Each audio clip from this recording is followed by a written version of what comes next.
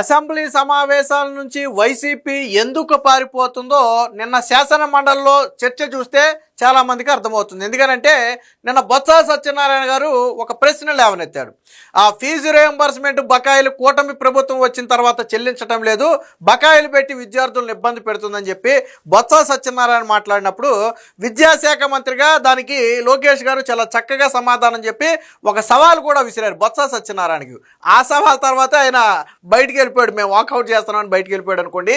ఏంటి ఆ సవాల్ అంటే, జగన్మోహన్ రెడ్డి హయాంలో బకాయిలు అక్షరాల 4063 కోట్లు, విద్యార్థులకు చెల్లించాల్సిన ఫీజు రింబర్స్మెంట్ బకాయిలు దాదాపుగా 4000 కోట్లు బకాయిలు పెట్టి జగన్మోహన్ రెడ్డి దిగిపోతే దాన్ని విడతల వారీగా కూటమి ప్రభుత్వం చెల్లించుకుంటూ వస్తుంది.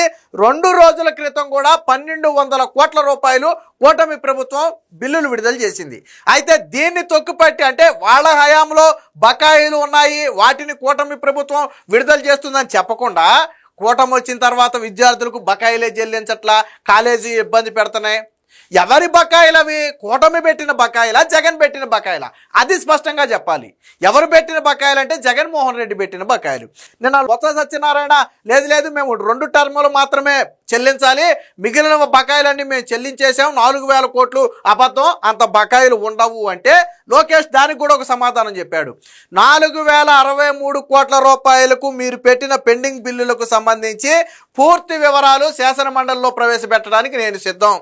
ప్రవేశపెట్టిన తర్వాత వైసీపీ పార్టీ దాని మీద చర్చకు రావాలి అంటే బొత్స సత్యనారాయణ నేను వాకౌట్ చేస్తున్నానని వెళ్ళిపోయాడు. వాస్తవానికి అక్కడ సవాల్ చేస్తే ఆయన స్వీకరించాలా. ఎందుకంటే మేము అన్ని బకాయిలు పెట్టలేదన్నదే బొత్స, కానీ సవాల్ చేసేటప్పటికి మేము వాకౌట్ చేస్తున్నామని చెప్పి వెళ్ళిపోయారు. పైగా జగన్మోహన్ రెడ్డి హయాంలో నాడు నేడు పనుల కింద దాదాపుగా 500 కోట్ల రూపాయలు బకాయిలు పెట్టి వెళితే ఆ బకాయిలను కూటమి ప్రభుత్వం వచ్చిన తర్వాత తీర్చింది. జగన్మోహన్ రెడ్డి మధ్యాహ్న భోజనం పథకాన్ని ఇంటర్మీడియట్ విద్యార్థులకు ఎత్తివేస్తే కూటమి వచ్చిన తర్వాత ఇంటర్మీడియట్ విద్య మీద దృష్టి పెట్టి తిరిగి మధ్యాహ్న భోజనాన్ని పునరుద్ధరించిన తర్వాత ఇప్పుడు 70,000 మంది విద్యార్థులు గతం కంటే ఇప్పుడు పెరిగారు. ఇంటర్మీడియట్లో ప్రభుత్వ కాలేజీల్లో పెరిగారు. ఎందుకు పెరిగారు అంటే సంస్కరణల మీద దృష్టి పెట్టారు కాబట్టి. సో అంటే వీళ్ళు నాడు నేడు పేరుతో బకాయిలు పెట్టి వెళ్ళిపోయారు, పనులు చేయలేదు. స్టిల్ విషయం ఏంటంటే నేటికి రాష్ట్రంలోని అనేక పాఠశాలల్లో నాడు నేడు పనులు సగంలోనే ఆగిపోయాయి. ఎందుకు ఆగిపోయాయి అంటే వాటికి సకాలంలో బిల్లులు రాక ఆగిపోయాయి. దాన్ని ఇప్పుడు కూటమి ప్రభుత్వం కంటిన్యూ చేసే ప్రయత్నం చేస్తుంది. అంటే నాడు నేడు అసంపూర్తే, మధ్యాహ్న భోజనం మీరే ఎత్తేసారు, ఇంటర్మీడియట్కి పీజీ విద్యార్థులకు స్కాలర్షిప్ మీరే ఎత్తేసారు. పీజీ విద్యార్థులకు వైసీపీఎంలో స్కాలర్షిప్ లేదు. ఫీజు రింబర్స్మెంట్ పీజీకి విద్యార్థులకు నేను ఎవరని చెప్పేశాడు జగన్మోహన్ రెడ్డి. అంటే పీజీ చదువుకోవడానికి పేదవాళ్ళు అనర్హులు జగన్మోహన్ రెడ్డి దృష్టిలో. సో పీజీ విద్యార్థులకు స్కాలర్ ఎత్తేసింది వాళ్ళే. అలాగే విదేశీ విద్య, ఏదైతే గతంలో టీడీపీ హయాంలో ప్రతిష్టాత్మకంగా చేపట్టినటువంటి విదేశీ విద్య ఉందో దానికి నిలిపివేసిన ఘనత జగన్మోహన్ రెడ్డిదే. బెస్ట్ అవైలబుల్ స్కూల్ పథకాన్ని నిలిపివేసిన ఘనత జగన్మోహన్ రెడ్డిదే. అది ఇంకా మరీ దారుణం. అది బెస్ట్ అవైలబుల్ స్కూల్ అంటే ఏంటంటే కార్పొరేట్ పాఠశాలల్లో కొంత పర్సెంట్ పేదవారు చదువుకోవడానికి అవకాశం ఇవ్వాలి. ఫర్ ఎగ్జాంపుల్ ప్రతి దాంట్లో ఒక 5%, 10% లేదా 10-20 సీట్లు పేద విద్యార్థులకు ఇవ్వాలి. వాళ్ళ ఫీజు ఎవరు కడతారంటే గవర్నమెంట్ కడద్ది. ఇప్పుడు నారాయణ చైతన్య లాంటి లేదా ఢిల్లీ పబ్లిక్ స్కూల్ లాంటి స్కూల్స్లో పేద విద్యార్థులు చదువుతారు, వాళ్ళ ఫీజులు గవర్నమెంట్ కడుతుంది. బెస్ట్ అవైలబుల్ స్కూల్ పథకం అంటాం దాన్ని జగన్మోహన్ రెడ్డి ఎత్తేస్తే ఆ తల్లిదండ్రులు అందరూ కలిసి కోర్టుకు వెళ్ళారు. హైకోర్టులో పిల్లలకి అనుకూలంగానే తీర్పు వచ్చింది. సింగిల్ బెంచ్లో తీర్పు వస్తే డివిజన్ బెంచ్కి సవాల్ చేశాడు జగన్మోహన్ రెడ్డి. డివిజన్ బెంచ్లో కూడా బెస్ట్ అవైలబుల్ స్కూల్ పథకాన్ని కొనసాగించాలనే చెప్పింది. తర్వాత దాన్ని సుప్రీంకోర్టుకి వెళ్ళిపోయాడు. మళ్ళీ సుప్రీంకోర్టు అయితే ఇంకా మొట్టికాయలు వేసింది. పేద విద్యార్థులు చదువుకుంటే మీకు నొప్పేంటి, ఎందుకు బిల్లులు చెల్లించలేరు? దాదాపుగా 100 కోట్ల దాకా ప్రభుత్వం మొత్తం పాఠశాలన్నిటికీ కలిపి చెల్లించాల్సి ఉంటుంది, 100 కోట్లు సుమారు. మీకు ఎందుకు ఆ బెస్ట్ అవైలబుల్ స్కూల్ పథకం భారంగా మారుతుంది, ఎందుకు మీరు ఫీజులు చెల్లించలేరని సుప్రీంకోర్టు మొట్టికాయలు వేస్తే అప్పుడు తిరిగి మళ్ళీ జీవో ఇచ్చి బెస్ట్ అవైలబుల్ స్కూల్ పథకాన్ని కొనసాగించాడు. అంటే ఆ పథకం ఎత్తివేయడం కోసం హైకోర్టు సింగిల్ బెంచ్కి వెళ్ళాడు, హైకోర్టు డివిజన్ బెంచ్కి వెళ్ళాడు, సుప్రీంకోర్టుకి వెళ్ళాడు. 3 చోట్ల మొట్టికాయలు వేస్తే తప్ప బెస్ట్ అవైలబుల్ స్కూల్ పథకాన్ని జగన్ కొనసాగించాల. చాలా మందికి తెలియని నిజాలు ఇవి. కావాలంటే ఫ్యాక్ట్ చెక్ చేసుకోండి, వెళ్ళిపోయి ఇంటర్నెట్లోకి వెళ్ళిపోయి కొట్టండి, మీకు వచ్చేస్తుంది. ఎప్పుడు ఏ కోర్టు ఎలా చివాట్లు పెట్టిందో మీకు అందులో వచ్చేస్తుంది. సో అన్ని చేసింది జగనే. కానీ కూటమి ప్రభుత్వం మీద నిందలు వేయటం. సో దీనికి సంబంధించి నేను అసెంబ్లీలో ఒక వార్త కూడా వచ్చింది, ఒకసారి చూద్దాం. వైకాపా పెట్టిన ఫీజు రింబర్స్మెంట్ బకాయిలు అక్షరాల 4064 కోట్లు. శాసన మండలిలో మంత్రి లోకేష్ వెల్లడి. పాఠశాలలో మౌలిక సదుపాయాలు ఫీజు రియంబర్స్మెంట్ పై శాసన మండలిలో వాడి వేడే చర్చ జరిగింది. ఒక దశలో అధికార విపక్ష సభ్యుల సవాళ్లు ప్రతి సవాళ్లు విసురుకున్నారు. శుక్రవారం ఉదయం సభ ప్రారంభమైన వెంటనే మండలి చైర్మన్ మోషేను రాజు ప్రశ్నోత్తరాలు చేపట్టారు.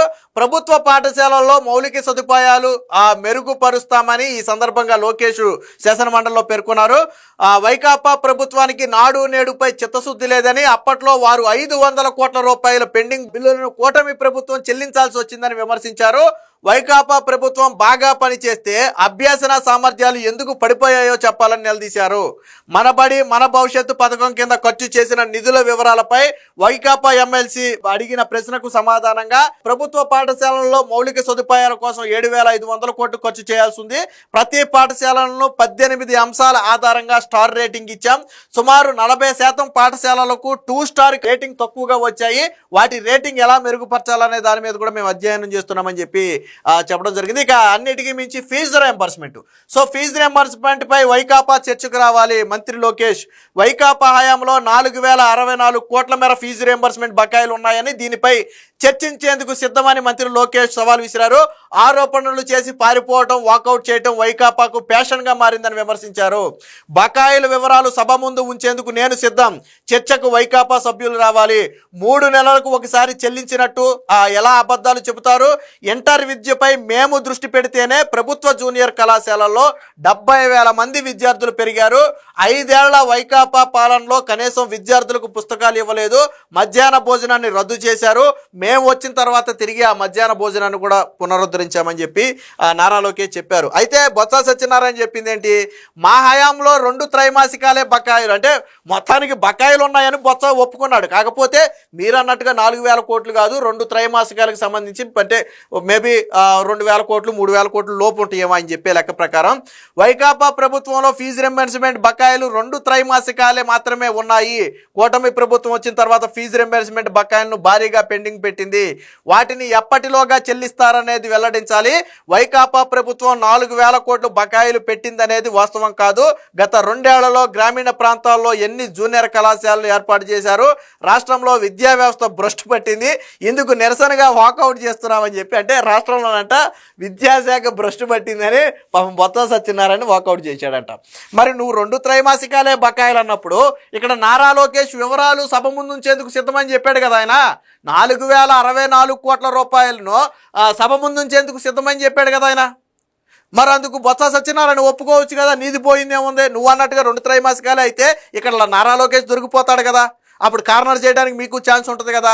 ఎందుకు బారిపోయారు మరి 2 త్రైమాసికాలని? ఎందుకు బారిపోయారంటే 4000 కోట్ల బకాయిలు అనేది నిజం. 4064 కోట్లు బకాయిలు పెడితే నాకు తెలిసి 800 కోట్లు ఒకసారి, 1000 కోట్లు సుమారు 900 చిల్లర కోట్లు ఒకసారి, నిన్న 1200 కోట్లు ఒకసారి, ఇలా బకాయిలు. అంటే ఇది వైసీపీ హయాంలో బకాయిలు. ఇప్పుడు చాలా మందికి అర్థం కాని విషయం ఏంటంటే ఇవి కూటమి ప్రభుత్వం చెల్లించాల్సినవి కాదు, జగన్మోహన్ రెడ్డి చెల్లించాల్సిన వాటిని కూటమి చెల్లించుకుంటూ వస్తుంది. దాంతోపాటు అసలు కొంత పాతయి కొంత, అసలు కొంత పాతయి కొంత చెల్లించుకుంటూ వస్తుంది.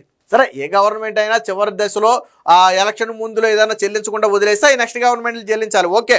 కానీ ఇక్కడ బొత్సాయే ఒప్పుకున్నాడు 2 టర్ములు మేము చెల్లించలేదని. కానీ 2 టర్ములు కాదు, నాకు తెలిసి 4 టర్ములు చెల్లించాల. అంటే ఆల్మోస్ట్ చివరి 1.5-2 ఏళ్లలో జగన్మోహన్ రెడ్డి ఫీజు రింబర్స్మెంట్ బకాయిలు చెల్లించాల. అందుకనే ఇది 4000 కోట్లు అయింది, లేకపోతే అంత బకాయిలు అవ్వదు. దాని వివరాలు సభ ముందు ఉంచేందుకు సిద్ధమని చెప్పి నారా లోకేషే సవాల్ చేశాడు.